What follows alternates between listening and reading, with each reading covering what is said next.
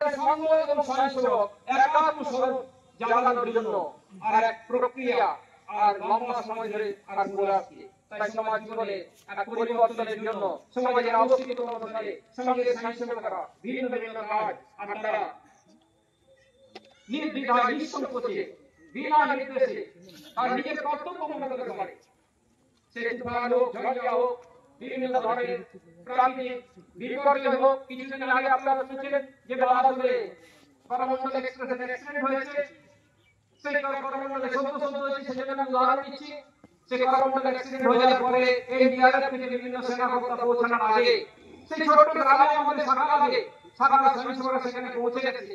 অন্ধকার দুটো স্টেশনের মাঝে নিজেদের গ্রাম থেকে